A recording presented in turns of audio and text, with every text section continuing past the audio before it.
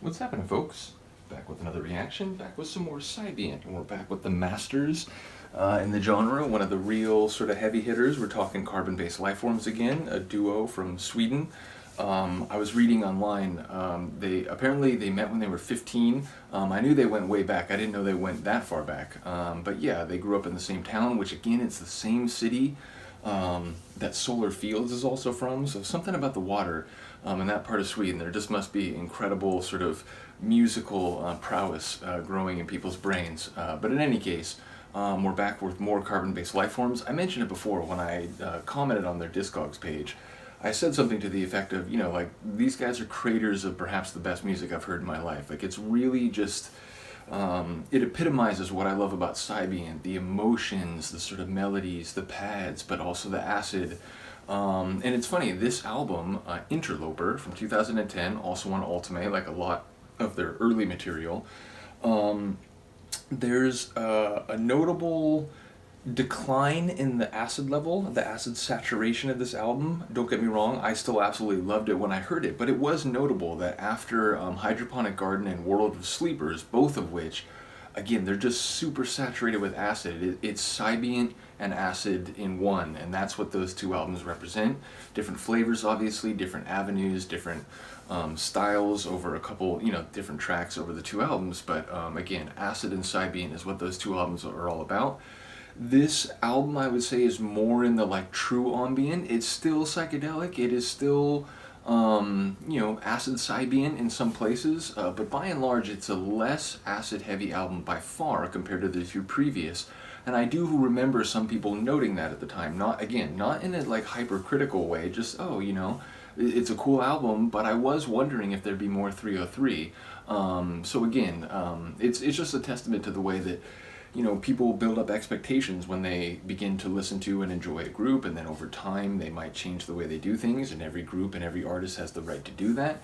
Many fans will follow them wherever they go, but sometimes, other fans will be like, oh, this isn't quite like what it was before, so it's still cool, but I feel like, we're moving away from what initially attracted me to the group, so I get that different fans interact with material in a different way. For my own part, I love this album greatly. I used to have it on vinyl, but here's the thing. It was sold by a label called Blood Music, and I got 3 different carbon-based lifeform albums that were originally only released on Ultimae in digital format, or CD format, and then this label, I guess, got the rights to do the vinyl copy. Well, all 3 albums, the records had a lot of surface noise straight out of the shrink wrap, it wasn't from lots of usage and bad handling or whatever. They were still new, sealed. I opened them and they all had surface noise to the point where I eventually sold them, and I sold them with the disclaimer, hey, I bought these new, but they have a lot of whatever. Someone eventually did buy them. But yeah, bottom line, I was very disappointed by that. And here's the thing, surface noise on vinyl is annoying anyway, but if it's loud, hard metal, or it's hardcore, you're not going to notice it as much. The sonics will overwhelm the surface noise that's there, but if it's very subtle and sort of ethereal Psybient, you're going to notice it a lot more. So it was annoying that happened.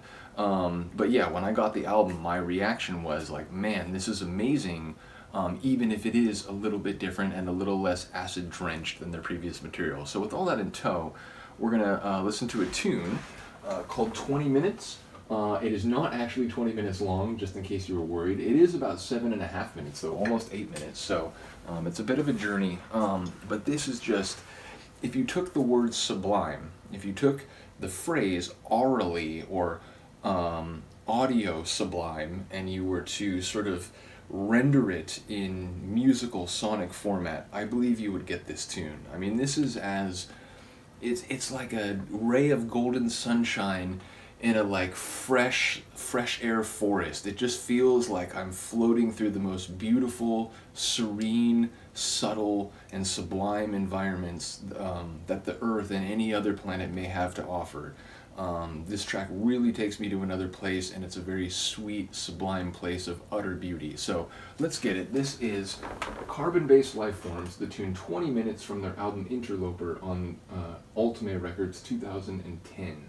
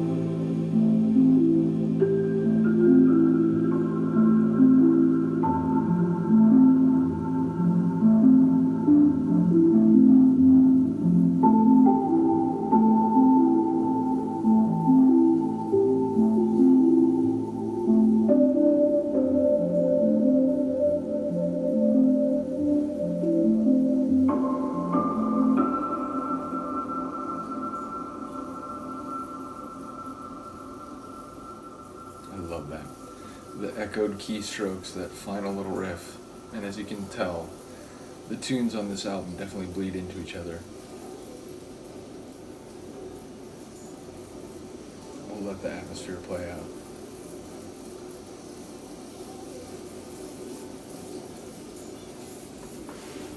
Yeah. I was like, surely it doesn't go on longer than that. Yeah, it's just a monumental tune, but one of great sublimity, one of great subtlety. So yeah, it's like a big, powerful, sweeping tune to me, but in a very elegant and soft way, if that makes sense. And I do love the different keyed articulation of that main sort of like melodic motif, especially that sort of like, it sounds like a piano in a post-apocalyptic setting, like a sort of battered and like tattered piano that's among like rubble and like the remains of human society, and you just played those like final notes on it, is what it sort of felt like to me. But yeah, once again, shout out to Carbon Based Lifeforms. Seriously, some of my favorite musicians in the world, all genres considered. Plenty more from them to come, plenty more from Solar Fields. I should mention one of the guys, Daniel of Carbon Based Lifeforms, has another like solo project called Sync 24. I have one of those albums. It's fantastic as well, so we'll have to come back, excuse me, for some Sync 24. But yeah, let me know what you think of the tune. Other than that, I will see you next time. Peace.